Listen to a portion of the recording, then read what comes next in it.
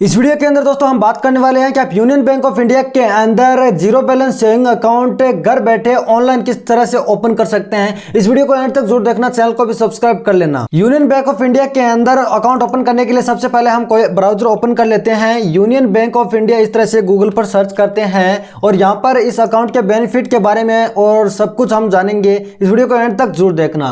सबसे पहले आपको मैं बता देता हूं दोस्तों कि यहाँ पर अप्लाई ऑनलाइन का बटन आ गया है। सबसे पहले चैट विंडो को क्लोज करते हैं और अप्लाई ऑनलाइन का बटन आ गया है। यहां पर हम ऑनलाइन अप्लाई करके सेविंग अकाउंट ओपन कर सकते हैं या फिर काफी सारे डिजिटल सर्विसेज को यूज कर सकते हैं। तो उससे पहले हमें यहां पर प्रोडक्ट सेक्शन के अंदर जाना है और यहां पर हमें डिपॉजिट एंड अकाउंट्स वाला ऑप्शन है वो सिलेक्ट करना है और हमें देखना है कि कौन कौन से यहां पर अकाउंट वगैरह है और कौन सा अकाउंट हमें ओपन करना है।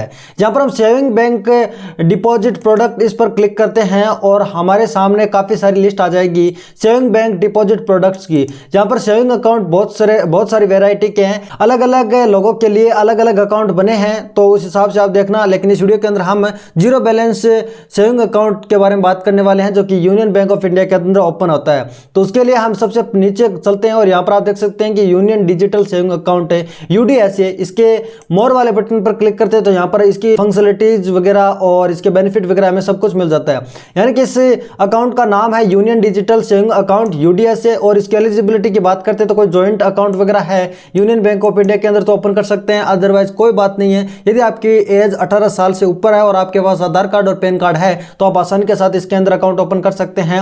अकाउंट ओपनिंग मोड है वो ऑनलाइन प्रोसेस से ही आपका अकाउंट है वो ओपन होता है दोस्तों। और एवरेज मंथली बैलेंस की बात करते हैं तो इसके अंदर बिल्कुल ही बैलेंस मेंटेन करके हमें नहीं रखना पड़ता, यानी कि जीरो बैलेंस सेविंग अकाउंट है, यानी कि ये जीरो बैलेंस अकाउंट है। आप यहाँ पर क्लियर तौर पर देख सकते हैं। यहाँ पर कैश डिपॉजिट लिमिट की बात करते हैं तो आप यहाँ पर ये सारी चीजें देख सकते हैं, कितना कितना इस पर चार्ज लगेगा वो आप देख सकते हैं। 5,000 से ऊपर यदि आप कैश विड्रॉल वगैरह करते हैं तो आपके ऊपर कितना चार्ज लगेगा यह चीज आप देख सकते हैं। यूनियन बैंक की ब्रांच और यूनियन बैंक की बिना ब्रांच से आप यदि कैश विड्रॉल वगैरह करते हैं तो उस पर क्या चार्जेस वगैरह है और कितने की लिमिट है वो चीजें आप यहां से देख सकते हैं।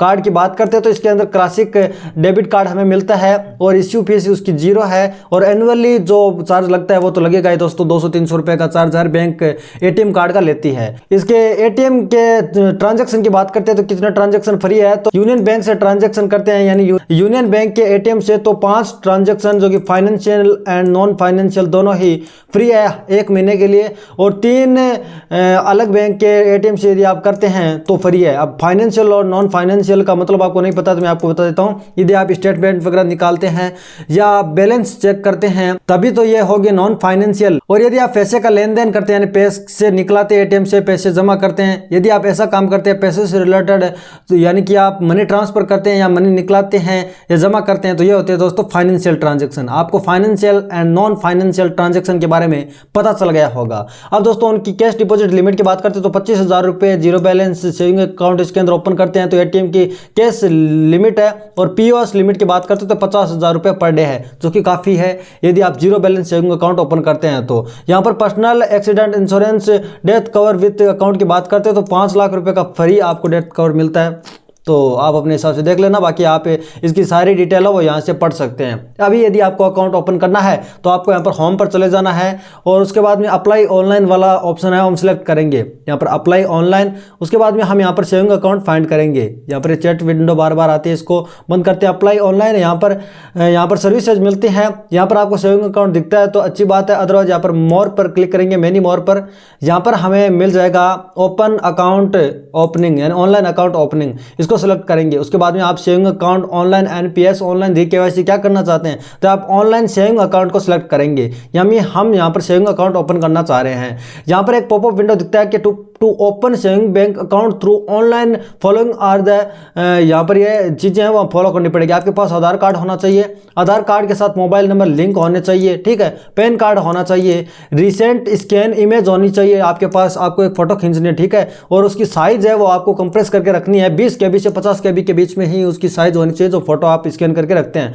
उसके बाद में दोस्तों आपको एड्रेस प्रूफ की भी एक फोटो रखनी है। एड्रेस प्रूफ कौन कौन से लग सकते हैं उसके बारे में मैं आपको आगे बताऊंगा, तो फॉर्म फिल करके आपको बताऊंगा। उसके बाद में दोस्तों आपको आइडेंटिटी प्रूफ के तौर पर भी आपको एक डॉक्यूमेंट रखना है, जो कि आप एक इमेज रख सकते हैं, ठीक है, स्कैन इमेज रख सकते हैं। और सिग्नेचर को भी आपको स्कैन करके रखना है, उसकी साइज भी 20 KB से 50 KB के बीच में होनी चाहिए, उसको भी आपको कंप्रेस करके रखना है। उसके बाद में आपको इस विंडो को क्लोज कर देना है। चलिए हम यहाँ पर फॉर्म फिल करने का पूरा प्रोसेस देख लेते हैं, ठीक है। यहाँ पर आपको saving account, union digital saving account, pension account, आपको जो भी अकाउंट ओपन करना है उसके ऊपर आपको टिक मार्क कर देना है, यानी कि सेलेक्ट कर लेना है OMR को। तो यहाँ पर हम union digital saving account open करना चाह रहे हैं, यहाँ पर हम सेविंग अकाउंट ओपन नहीं करना चाह रहे हैं, ठीक है। आपको आधार नंबर डाल देने पड़ेगा, तो आपको अपने आधार नंबर डाल देने हैं। यहाँ पर हमें एक पजल सॉल्व करने के लिए बोलता है, तो यहाँ पर 1 + 5 होते हैं 6, यहाँ पर ये डाल देना है आपको, और उसके बाद सबमिट है। यहाँ पर आपके लिए अलग पजल आएगा, इस चीज का आपको खास तौर से ध्यान रखना है। तो यहाँ पर उसके बाद में आपको सबमिट के बटन पर क्लिक करना है। आपके आधार कार्ड के साथ जो मोबाइल नंबर लिंक है उस पर OTP सेंड किया गया है, वो OTP आपको यहाँ पर डालकर वैलिडेट के बटन पर क्लिक करना है, ठीक है। उसके बाद में आपको यहाँ पर अपना नाम डाल देना है, और उसके बाद में आपको अपना जेंडर सेलेक्ट करना है, और उसके बाद में आपको पिताजी का नाम डाल देना है। उसके बाद में दोस्तों आपको यहाँ पर मदर नेम के अंदर आपके माताजी का नाम डाल देना है। आपकी डेट ऑफ बर्थ पहले से आ जाएगी। आपके खाते के साथ जो मोबाइल नंबर लिंक करना चाहते हैं वो मोबाइल नंबर डाल दीजिए, आधार कार्ड के साथ जो लिंक है वही नंबर डालोगे, सही रहेगा। ईमेल ID आपको डाल देने हैं। उसके बाद आपको पैन कार्ड नंबर डाल देना है कैपिटल लेटर के अंदर। उसके बाद में आपको अपने स्टेट को सिलेक्ट कर लेना है, जिस भी स्टेट से आप बिलोंग करते हैं। डिस्ट्रिक्ट का सिलेक्ट कर लेना है, और उस डिस्ट्रिक्ट के अंदर जितनी भी यूनियन बैंक की ब्रांच होंगी वो सारी आ जाएगी, उसमें से एक ब्रांच आपको सिलेक्ट कर लेनी है, जो भी आपकी नियर बाय ब्रांच हो। तो आपको ध्यानपूर्वक अपनी ब्रांच सिलेक्ट करनी है, ठीक है। क्यों ध्यानपूर्वक है वो आगे पता चल जाएगा। उसके बाद आपको कंटिन्यू करना है। अब आपको अपने एड्रेस के बारे में जानकारी देनी पड़ेगी। आपको अपना पूरा परमानेंट एड्रेस यहाँ पर डाल देना है, जो आधार कार्ड से फेच होकर आ जाता है, या यदि नहीं आता है तो आप डाल सकते हैं। आपको हाउस नंबर डाल देना है। यदि हाउस नंबर वगैरह नहीं है तो आप स्ट्रीट का नाम वगैरह ये डाल सकते हैं। यहाँ पर बेसिक डिटेल आपको अपने एड्रेस के बारे में डालनी है, जो आपका परमानेंट एड्रेस है, ठीक है। उसके बाद में दोस्तों आपको अपना स्टेट सेलेक्ट करना है, उसके बाद सिटी और पिन कोड वगैरह डाल देने हैं। और कम्युनिकेशन एड्रेस के अंदर आपका एड्रेस परमानेंट और करंट सेम है, यानी कि आप सेम जगह रह रहे हैं, तो आप यहाँ पर same as a permanent address पर क्लिक कर सकते हैं, टिक मार्क पर। और यदि नहीं है तो आप अपने हाउस नंबर, एड्रेस या एरिया, लोकेलिटी और पिन कोड वगैरह डालकर अपना नया एड्रेस जहाँ पर आप करंटली रह रहे हैं, जहाँ पर आपके ATM कार्ड वगैरह डिलीवर करने हैं, वो आप यहाँ पर करेंगे। यदि ये सेम है तो same as a permanent address पर क्लिक कर सकते हैं। और आपको नीचे ऑक्यूपेशन की डिटेल देनी है अदर डिटेल के अंदर। तो यहाँ पर अपना ऑक्यूपेशन जो आपका बिजनेस है वो आपको सेलेक्ट कर लेना है। यदि नहीं इनकम है तो अनएम्प्लॉयड सेलेक्ट करना, रिलीजन सेलेक्ट कर देना आपको। उसके बाद में आपको कास्ट सेलेक्ट कर लेनी है, SC ST OBC जनरल। आपको एक रेंज सेलेक्ट कर लेनी है, आप एनुअली कितना कमा लेते हैं और इनकम कमाने का स्रोत क्या है, तो वो आप सोर्स ऑफ इनकम के अंदर स्रोत सेलेक्ट कर लेना, ठीक है। और आपको नेटवर्थ आपके पता है तो नेटवर्थ आप डाल सकते हैं, अदरवाइज आप लेस देन 10 लाख सेलेक्ट कर सकते हैं। उसके बाद में आपका जहां पर जन्म हुआ है वो जगह आपको यहाँ पर डाल देनी है, और आपको यहाँ पर अपनी कंट्री भी सिलेक्ट कर लेनी है, ठीक है। उसके बाद में यदि आप मैरिड हैं तो मैरिड सेलेक्ट करेंगे, अदरवाइज अनमैरिड सेलेक्ट करेंगे। और मैरिड सेलेक्ट करोगे तो आपको अपने वाइफ का नाम भी आपको यहाँ पर डाल देना है। उसके बाद कंटिन्यू करना है। उसके बाद नॉमिनी डिटेल देनी पड़ेगी। मैं आपको रेकमेंड करता हूँ यदि आप सेविंग अकाउंट ओपन कर रहे हैं तो आप अपनी नॉमिनी डिटेल दे दीजिएगा। नॉमिनी का फुल नाम, नॉमिनी के साथ जो रिलेशन है वो डालना है, और आपका एड्रेस और नॉमिनी का एड्रेस सेम है तो ये सिलेक्ट कीजिए, अदरवाइज मैनुअली डाल दीजिए, ठीक है। उसके बाद में आप एक इंडियन सिटीजन है और इंडिया के बाहर टैक्स पे नहीं करते हैं, इस ऑप्शन को यस सिलेक्ट करेंगे। और आपको दोस्तों ATM कार्ड, डेबिट कार्ड क्या क्या चाहिए वो आप सिलेक्ट करेंगे। आपको मोबाइल बैंकिंग चाहिए तो मोबाइल बैंकिंग सिलेक्ट कीजिए, SMS बैंकिंग चाहिए तो वो भी सिलेक्ट कीजिए, चेकबुक चाहिए तो वो भी सिलेक्ट कीजिए। आप बैंक से कलेक्ट करने वाले हैं या फिर आप अपने एड्रेस पर ही ये चीज़ें चाहते हैं तो आप deliver to communication address select करके कंटिन्यू के बटन पर आप क्लिक करेंगे। यहाँ पर आपको दोस्तों अपने डॉक्यूमेंट अपलोड करने पड़ेंगे। तो सबसे पहले आपको फोटो अपलोड कर देनी है। उसके बाद में दोस्तों आपको अपने सिग्नेचर अपलोड कर देना है, वो भी 20 KB से 50 KB के बीच में होना चाहिए। चूज फाइल पर क्लिक करके सिग्नेचर भी आपको यहाँ पर अपलोड कर देने हैं, ठीक है गाइज। तो यहाँ पर आप चूज फाइल पर क्लिक करेंगे और अपने सिग्नेचर को अपलोड कर देंगे जहाँ पर आपने स्कैन करके रखे हैं। उसके बाद में आपको आधार कार्ड की इमेज है वो अपलोड करनी पड़ेगी। तो आपको दोस्तों ई-आधार नहीं अपलोड करना है क्योंकि उसमें पासवर्ड प्रोटेक्टेड होते हैं, उनको आप एक्सट्रैक्ट कर सकते हैं, स्क्रीनशॉट मार के स्कैन कर सकते हैं। आपको कम्युनिकेशन एड्रेस के अंदर क्या देना है ये आप यहां से सिलेक्ट करके अपना एक डॉक्यूमेंट अपलोड करेंगे एज एन एड्रेस प्रूफ, ठीक है। तो आप यहां पर कम्युनिकेशन एड्रेस पर क्लिक करेंगे, यूटिलिटी बिल वगैरह और आप अपने प्रॉपर्टी के कोई टैक्स वगैरह है, टैक्स रिसिप्ट वगैरह आप अपलोड कर सकते हैं।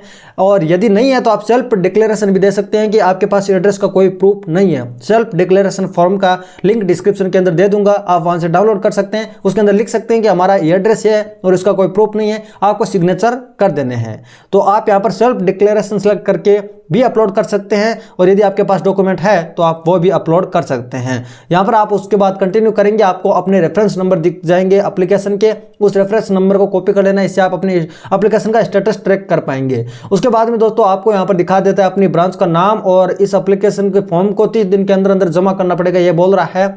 तो आपको दोस्तों अपने फॉर्म को पूरी तरह से डाउनलोड कर लेना है। उसके बाद में आपको यहाँ पर सेव कर लेना है। पूरे फॉर्म को सेव करने के बाद में आपको प्रिंट कर लेना है, और इसके ऊपर आपको एक फ़ोटो लगा देनी है। ठीक है, आप एक फ़ोटो एक्स्ट्रा और ले जाना, और उसके बाद में जो जो डॉक्यूमेंट आपने सेलेक्ट किए हैं यहाँ पर, तो वो डॉक्यूमेंट भी आपको यहाँ पर साथ में ले जाने हैं प्रिंट करा के। ठीक है, तो उसके बाद अपने एप्लीकेशन का स्टेटस ट्रैक कराना चाहते हैं आप, तो ट्रैक योर एप्लीकेशन के बटन पर क्लिक करेंगे। अब जहाँ पर एप्लीकेशन है वो अप्रूव कर दी जाएगी ब्रांच के द्वारा, तब आपका अकाउंट ओपन हो जाएगा, और आपको ब्रांच से भी आपके अकाउंट नंबर और ये सारी डिटेल मिल जाएगी, कस्टमर आईडी वगैरह, और यहाँ से भी आपको मिल जाएगी जब भी अकाउंट ओपन हो जाएगा। उसके बाद में आपको केवाईसी वगैरह कुछ भी नहीं करनी है। ठीक है, आपके बैंक से ही केवाईसी कर दी जाएगी, जिसका आप अकाउंट ओपन कर रहे हैं उसी बंदे को बैंक में जाना है। ठीक है गाइज, और आपको 30 दिन के अंदर अंदर इस एप्लीकेशन को ब्रांच के अंदर सबमिट करना पड़ेगा, अदरवाइज ये दोस्तों यहाँ पर ये ठीक नहीं रहेगी, यहाँ पर ये कैंसिल हो जाएगी। आप अपनी रेफरेंस नंबर और डेट ऑफ बर्थ और पैन नंबर में से एक डालकर अपनी एप्लीकेशन का स्टेटस ट्रैक कर सकते हैं, सबमिट पर क्लिक कर देना है। तो आप एप्लीकेशन का स्टेटस देख सकते हैं कि अभी ये पेंडिंग के अंदर अकाउंट ओपन सक्सेसफुली नहीं हुआ है। तो आपको एप्लीकेशन जमा कर देना है, और आपको केवाईसी वगैरह बाद में नहीं कराना पड़ेगा, बैंक से अपने आप वो केवाईसी हो जाएगी, और लिमिट वगैरह है वो आपकी एक्सटेंड हो जाएगी। और आपका सेविंग अकाउंट ओपन होने के बाद में यूनियन बैंक ऑफ इंडिया की तरफ से इस वेबसाइट पर भी कंटिन्यू कर पाएंगे, और स्टेटस भी पूरी तरह से ट्रैक कर पाएंगे, और आपको अकाउंट नंबर यहाँ से भी मिल जाएंगे, और आपको बैंक से तो जरूर मिल जाएंगे। तो ये सिंपल प्रोसेस है। तो इसका मतलब इतना सा है कि आप काफ़ी सारे बैंकों के अंदर ऐसा होता है कि ऑफलाइन फॉर्म दिया जाता है जिसको आपको फिल करना पड़ता है, लेकिन यहाँ पर ऐसा नहीं है, आपको फिल नहीं करना है, आप ऑनलाइन फिल कर सकते हैं इजीली। उसके बाद डाउनलोड करके साइबर कैफे से प्रिंट करा सकते हैं। यदि आपके पास प्रिंटर है तो आप यहाँ पर प्रिंट करके रख सकते हैं। यदि आपके पास प्रिंटर वगैरह नहीं है तो आप अपने सोशल मीडिया के माध्यम से उस बंदे को शेयर कर सकते हैं, फिर आप अपने फ़ोन के अंदर ले सकते हैं, और साइबर कैफे या CSC सेंटर या फिर ई-मित्रा वगैरह पर जाकर प्रिंट करवा के बैंक में जाकर जमा करवा सकते हैं, और आपकी एप्लीकेशन है वो अप्रूव कर दी जाएगी यदि डिटेल वगैरह एकदम सही है। तो यदि आपको ये वीडियो पसंद आए और यूनियन बैंक ऑफ इंडिया के अकाउंट के बारे में बेनिफिट और आपको ओपन करने का प्रोसेस पूरी तरह से पता चल गया है, तो इस वीडियो को कर दीजिए लाइक, और अपने फ्रेंड्स के साथ भी कर दीजिए शेयर, और ऐसे वीडियोस और देखने के लिए सब्सक्राइब कर दीजिए। और बैंकिंग से रिलेटेड और भी वीडियोस मैंने अपलोड किए, आप चैनल पर जाके देख सकते हैं। मैं मिलता हूं आपसे इंटरेस्टिंग वीडियो के अंदर, तब तक के लिए जय हिंद।